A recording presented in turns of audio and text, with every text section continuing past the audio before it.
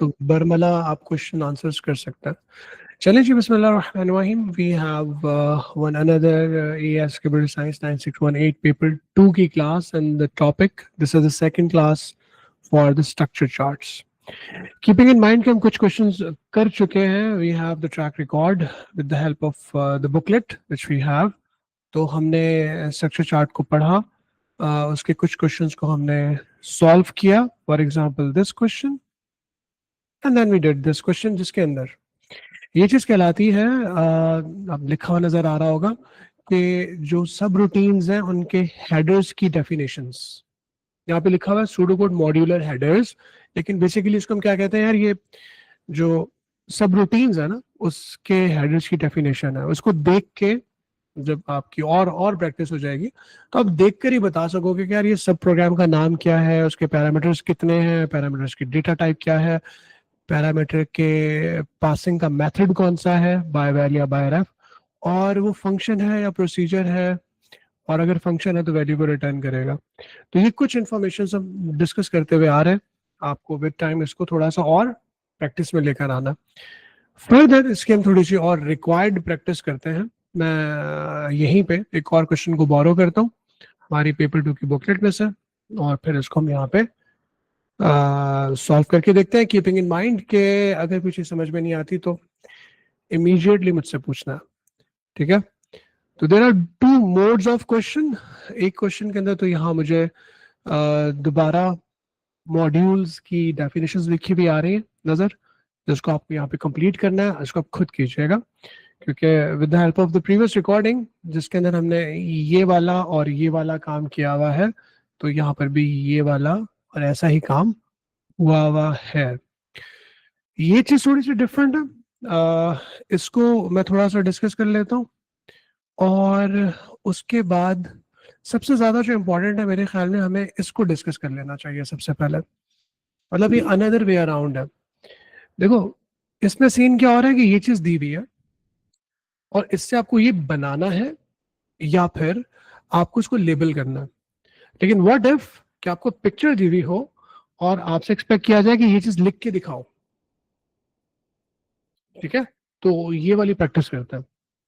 तो I am gonna take this question and copy here at our booklet, क्योंकि ये booklet आपके बहुत अच्छे नोट्स हैं, जबरदस्त वाले। इन्हीं रिकॉर्डिंग्स के साथ, मतलब आप रिकॉर्डिंग को फास्ट 2x पे लगा के और इन पिक्चर्स को लगा के बहुत अच्छी रिवीजन कर सकते हैं इसी बुकलेट को। अच्छा जी, यहाँ पे वो कह रहा है कि डेटा आइटम नोट्स, हम जस्ट कॉपिंग द क्वेश्चन, बाकी नीचे वाली लाइंस में कॉपी नहीं कर रहा क्योंकि हम अपनी वाली ही लाइंस यूज करेंगे कॉपी की। Okay, is it visible? The question is visible guys? Yes, sir. Awesome. Okay, मशल मेरी आवाज सही आ रही है अब्दुल रहमान आप लोगों को? जी सर।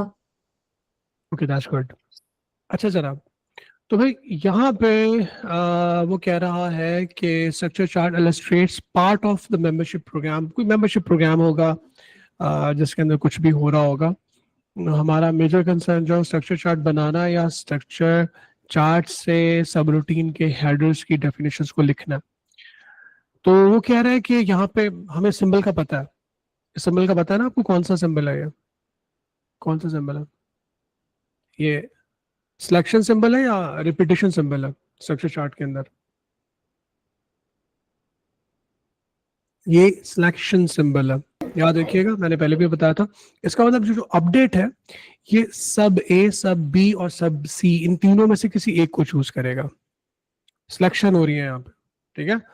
तो अपडेट जो है इन तीनों में से किसी एक को सिलेक्ट करेगा, क्योंकि यहाँ पे ये वाला सिंबल बना हुआ है। ओके, आफ्टर दिस उसमें कुछ पैरामीटर्स पास हो रहा है। ये वाला पैरामीटर कौन सा है?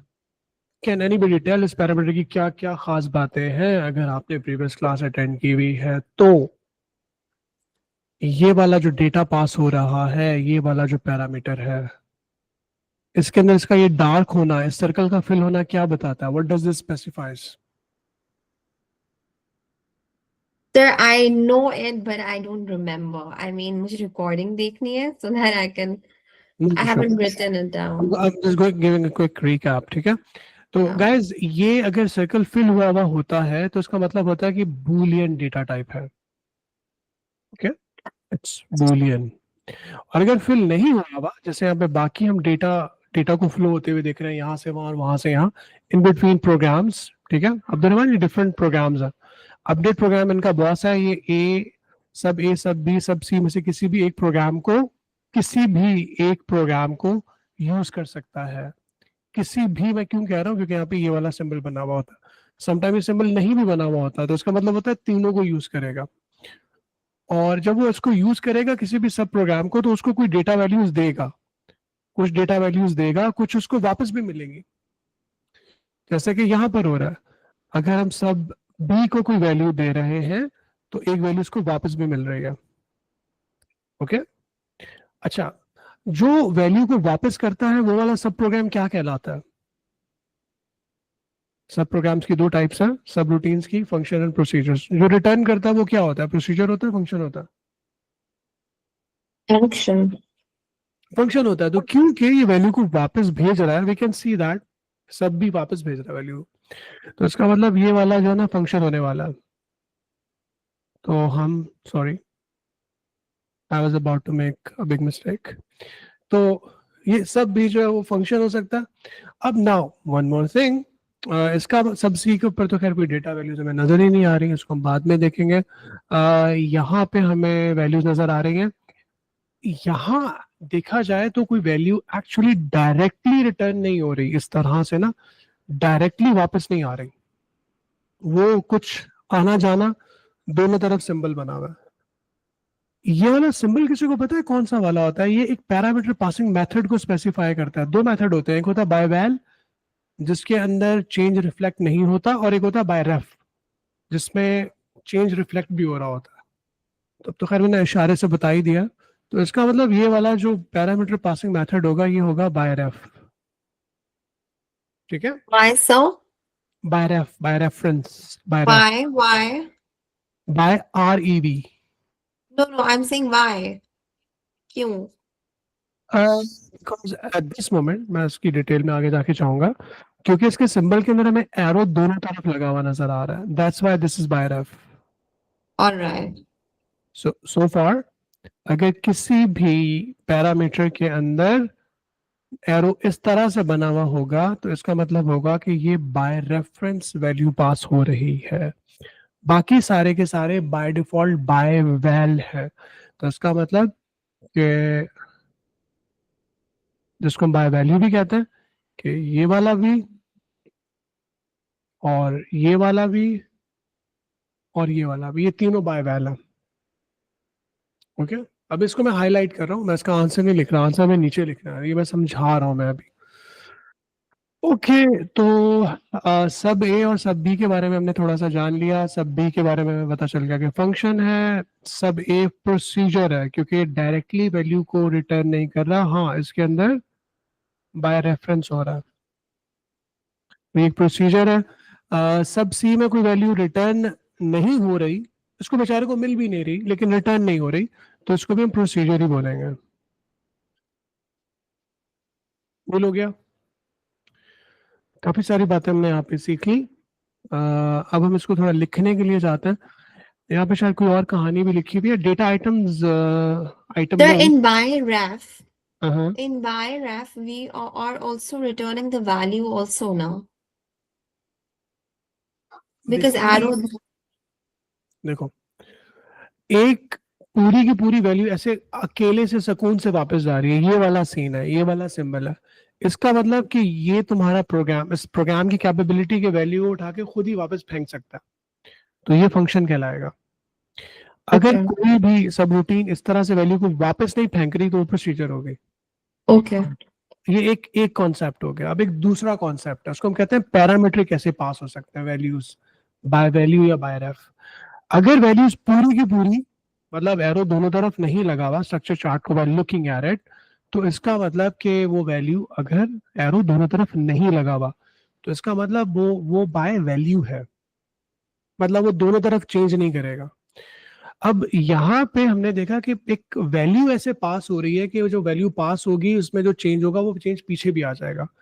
यस, तुम यहाँ पे कह सकते हो। और आगे जाके ये क्वेश्चन भी आता है, हमारे एएस लेवल के अंदर ही आता है कि भाई हम फंक्शन यूज नहीं करना चाहते लेकिन हम प्रोसीजर यूज करना चाहते हैं। अब प्रोसीजर तो वैल्यू को वापस नहीं भेज सकता, लेकिन हम ये भी चाहते हैं कि वैल्यू वापस जाए।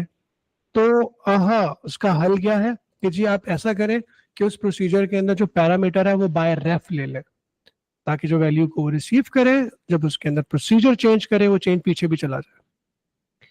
All right. So these are separate things. Parameter passing is one thing, ठीक है, and function procedure is one thing. अब वो थोड़ा इंटरट्विन्ड है लेकिन वो बाद में देखेंगे।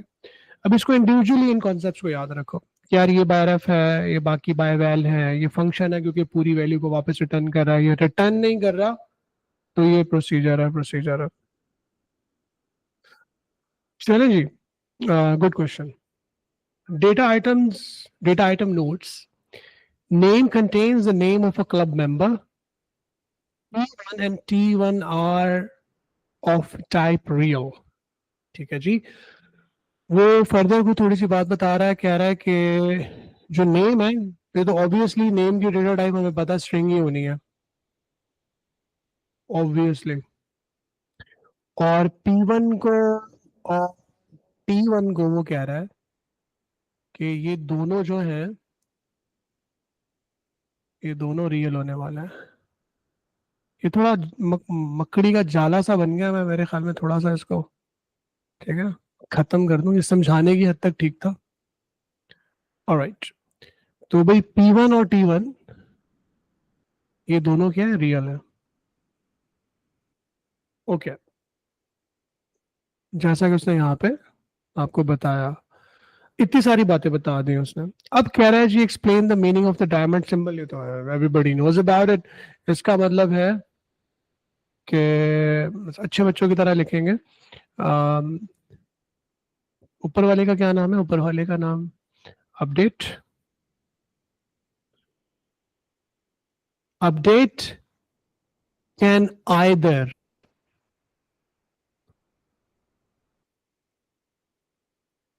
sub A, sub The B। we won't write selection है ना वो।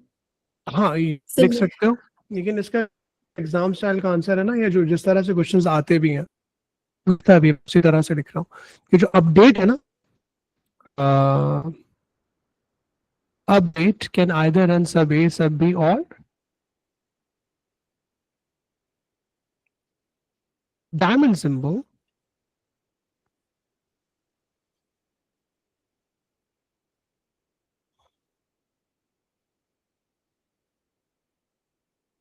Specify selection. ठीक हो गया, हमने अच्छी तरह से एक्सप्लेन कर दिया इसको। अब हम इसके असल क्वेश्चन की तरफ जाते हैं, जिसमें कह रहा है कि जी मुझे ना आप सब A और सब B लिख के दिखाओ। चलें इसको लिख के दिखाते हैं।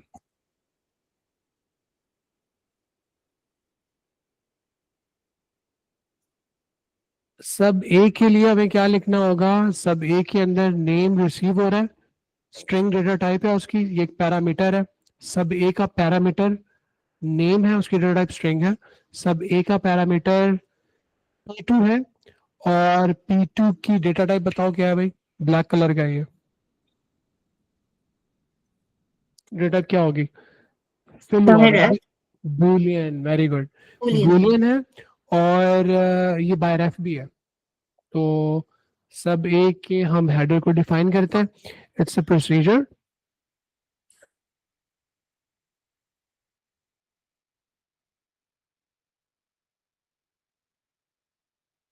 इसको हम हेडर लिख रहे हैं, प्रोसीजर।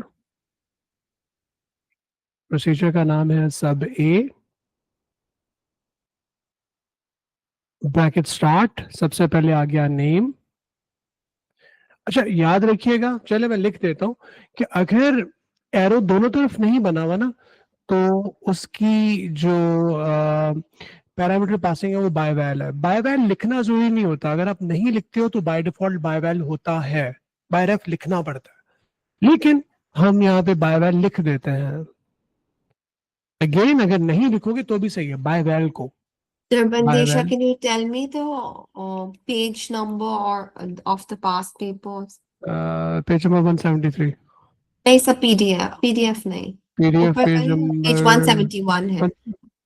हाँ 171, वैसे पीडीएफ के अंदर 173। Thank bye you. By val name string, ठीक है। उसके बाद बाय वैल, एक सेकेंड, पैरा दो ही पैरामीटर है ना, हाँ दो है, ये बाय रेफ हो जाएगा, बाय रेफ। पैरामीटर का नाम p2 और डेटा टाइप बूलियन।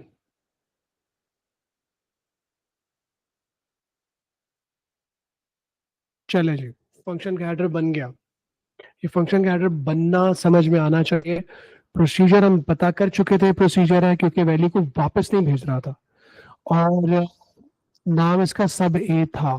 दो पैरामीटर्स को रिसीव कर रहा है, नेम को और p2 को। उसने यहाँ पे बताया है नेम, क्योंकि वो एक नेम है तो नेम की टाइप स्ट्रिंग होगी, हमने यहाँ पे उसको स्ट्रिंग डिफाइन कर दिया। ये दोनों तरफ एरो लगे हुए थे बाय रेफ, तो इसका पैरामीटर मेथड हम पहले लिखते हैं बाय रेफ p2, और क्योंकि ये ब्लैक कलर है इस वजह से फिल हुआ है, दैट्स व्हाई बूलियन। तो ये सब चीजें यहाँ पे गिवन है, बताई हुई है, उसी को देखते हुए हमने लिखा है। इसी तरह से चले जी, हम सब बी को लिखते हैं। सब बी को हम डिस्कस कर चुके हैं, ये फंक्शन है क्योंकि वैल्यू को वापस रिटर्न कर रहा है, तो इसको हम लिखेंगे फंक्शन।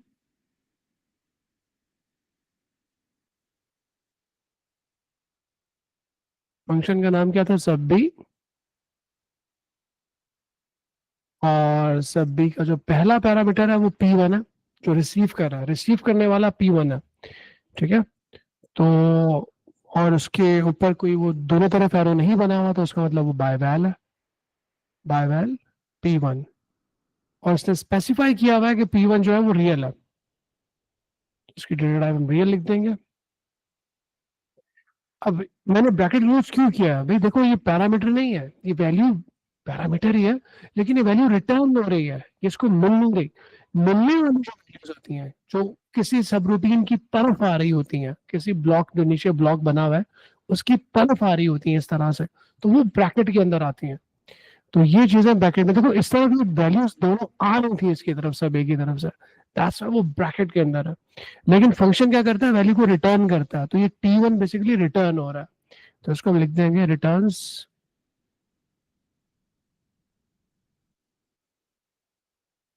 आप रिटर्न्स के अंदर खाली डेटा टाइप भी लिख सकते हो, आप चाहो तो पैरामीटर का नाम भी लिख सकते हो t1। तो ये तो रियल कैसे था? क्या ये वाला, यहाँ बताया था ना उसने, देखे इस जगह पे T1 and describe. T1 are of type real. Yes, T1 and T1 are real. Okay. ठीक है। तो मैं यहाँ पे क्या लिख दूंगा, रिटर्न्स रियल, दैट्स इट। तो ये आपके सब रूटीन के हेडर्स की डेफिनेशन आपको लिखना आ गई स्ट्रक्चर चार्ट को देख के। सब रूटीन के हेडर्स की डेफिनेशन को देख के स्ट्रक्चर चार्ट बनाना, या स्ट्रक्चर चार्ट को देख के सब रूटीन्स के हेडर्स की डेफिनेशंस को लिखना, ये दोनों काम आपको आने चाहिए। तो मुझे एक कंफ्यूजन है कि इसमें कुछ some of them are in capital letters and some we're writing in small letters. मैं कह रहे देखो उसमें सीन ये है कि it's again a good question यार, जो कमांड्स होती है ना, जैसे प्रोसीजर लिखा हुआ है मैंने, और स्ट्रिंग लिखा हुआ है, डेटा टाइप है, रियल डेटा टाइप है, रिटर्न्स रियल, ये सारे कीवर्ड्स हैं। तो इसको मैंने ऑल कैप्स में लिखा है कि रिटर्न करो, फंक्शन है, इनपुट करो, आउटपुट करो, ये आगे जाके सीखोगे तुम लोग, डिक्लेयर करो। तो इसी तरह से procedure, function, string data type, real data type, Boolean data type, The data types basically. ये जो सारे कीवर्ड्स जो कमांड्स है ना आपकी, सारी वो कैप्स में जाती हैं। तो ये गुड प्रैक्टिस, अगर आप इसको मैं स्मॉल में भी लिख देता है, नंबर कटते नहीं, लेकिन कट भी सकते थे क्योंकि मार्किंग स्कीम में ऑल कैप्स में लिखा हुआ था, एग्जामिनर को अकल नहीं है बेचारे को, उससे पढ़ा नहीं जा रहा, तो काट भी सकता है, ऐसा होता है। तो कमांड्स को ऑल कैप्स में लिखो। अब सब ए को मैंने इसे क्यों लिखा, क्योंकि सब ए को यहाँ पे इस तरह से लिखा गया, तो जिस तरह से लिखा हुआ है मैंने बिल्कुल वैसे ही लिख दिया, एस कैपिटल, यू भी छोटा, डैश ए कैपिटल। अच्छा, जब भी कभी हम वेरिएबल्स के नाम लिखते हैं, अच्छा ये तुम्हारे बताते हुए मुझे इस चीज का एहसास हो गया कि मैं इसको भी मुझे ऑल कैपिटल में लिखना चाहिए, इसको भी और इसको भी, क्योंकि ये भी कमांड्स का हिस्सा है। तो बाय वैल्यू,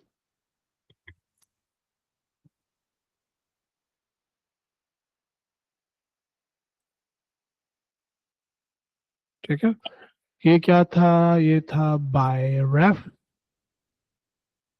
और ये भी क्या था, बाय वैल्यू। अच्छा, तो बात ये हो रही थी कि जो आपकी कमांड्स है सारे के सारे कैपिटल में जाएंगे। अच्छा, ये मैंने एज इट इज क्यों लिखी, क्योंकि एज इट इज जैसे मुझे बताए हुए थे मैंने वैसे के वैसे लिख दिए। ये भी बहुत इंपॉर्टेंट प्रैक्टिस है, जैसे बताया जाएगा वैसे लिखोगे।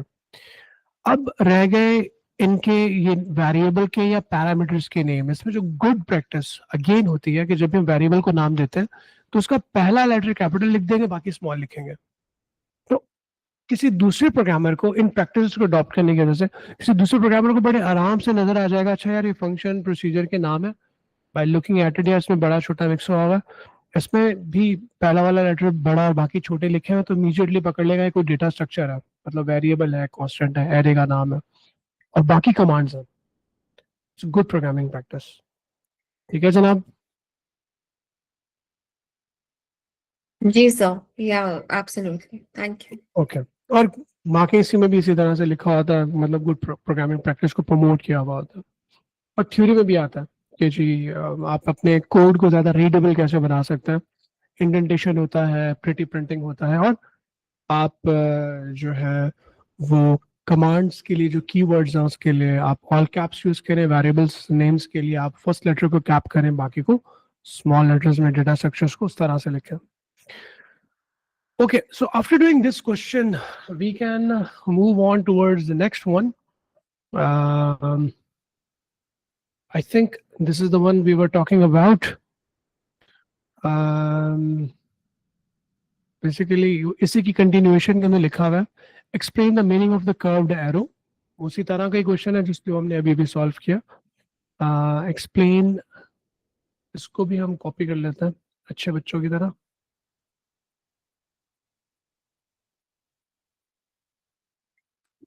चलें जी, let me open.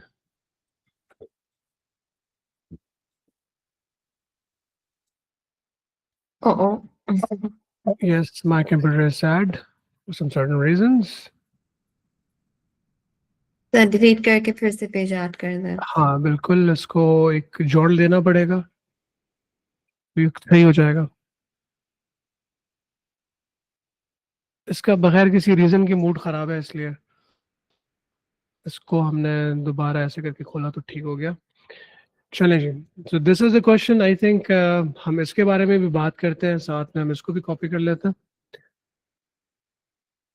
Design is modified, is change, produce. अच्छा, इसको देखते हैं पहले, हम इसको लिखते हैं। सर माई टाइप हमने पढ़ा है? I don't think so. क्या, कहाँ पे लिखा हुआ है माई टाइप? नहीं नहीं, राइट ये साइड को। छोड़ो, वो मैं बता देता हूँ वो किसका जिक्र कर रहा है। अच्छा, सबसे पहले तो जी वो यहाँ पे कह रहा है कि आप हमें ये बताएं कि जी ये एरो क्या स्पेसिफाई करता है। एरो ये स्पेसिफाई करता है रिपीटेशन,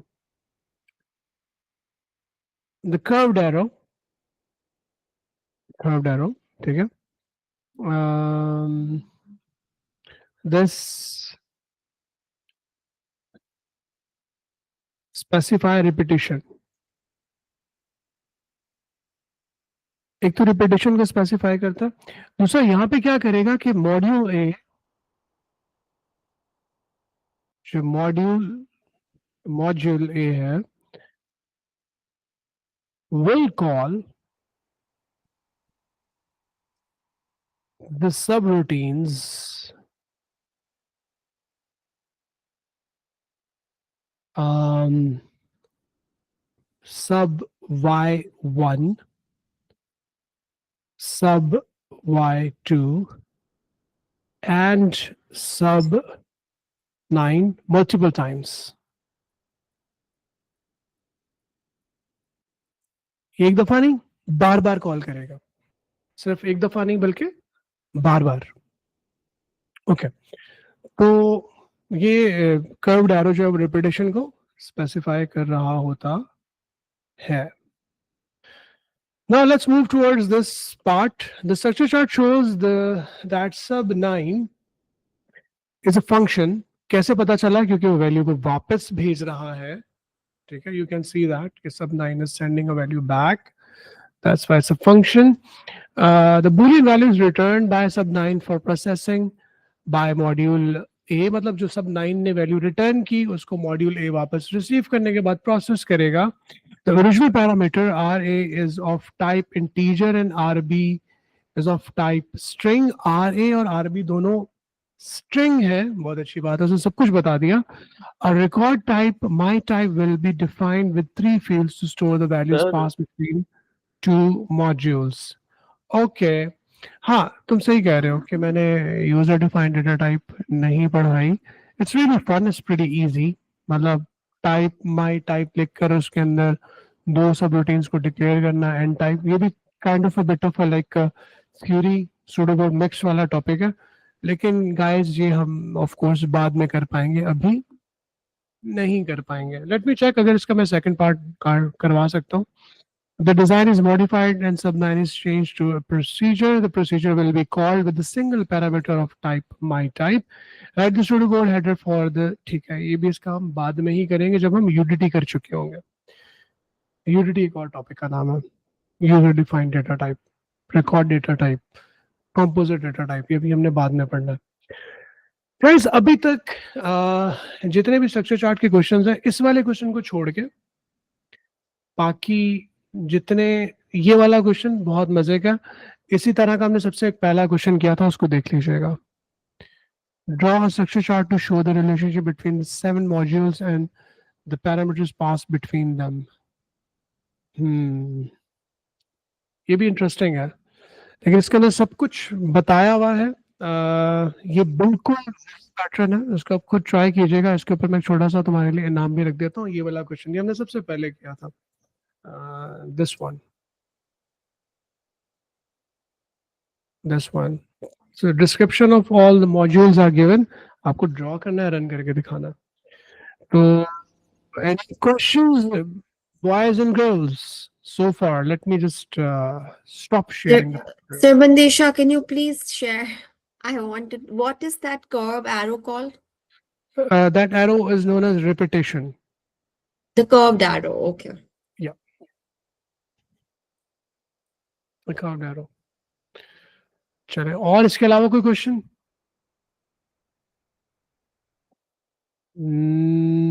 नहीं. तो और मुझे सिर्फ पेज नंबर बता सकते हैं? सॉरी, आपने बंद कर दिया. PDF नहीं. ओके, पेज नंबर मतलब जो उसके ऊपर लिखा हुआ है, देखो स्ट्रक्चर चार्ट जो शुरू हो रहा है ना, वो आपका हो रहा होगा आपके बुकलेट पे से पेज नंबर 159 से. तो 159 से आगे इसको सॉल्व करना शुरू करें. रिकॉर्डिंग्स आ गई हैं, उसको देख देख के समझ के ज्यादा से ज्यादा क्वेश्चन को सॉल्व करें. जो नहीं होंगे वो बिल्कुल मेरी रिस्पॉन्सिबिलिटी है, लेकिन कोशिश करने के बाद. ये सब PDF देखिए. PDF मैंने देखा था पेज 171 है. इसका रिटन क्या है? मैं दिखा देता हूँ. Let me share the screen. So you haven't stopped recording? Yeah, it's okay. इस क्वेश्चन के बाद देखो भाई, पेज नंबर यहाँ 161 लिखा हुआ आ रहा है. 171. Can you write 171? 161. It was 171. The one we were doing. ये हाँ, मतलब मैं ये कहना चाह रहा हूँ कि स्ट्रक्चर चार्ट आपके पास यहाँ से शुरू होना चाहिए. अगर हो रहा है तो उसका मतलब हम सब एक ही पेज पे हैं. Yeah, but can you just write 171 once? यहाँ पे. Yeah. Yeah, it's 169. Okay. बिल्कुल. अच्छा, I'm just stopping the record button because we are done with the questions.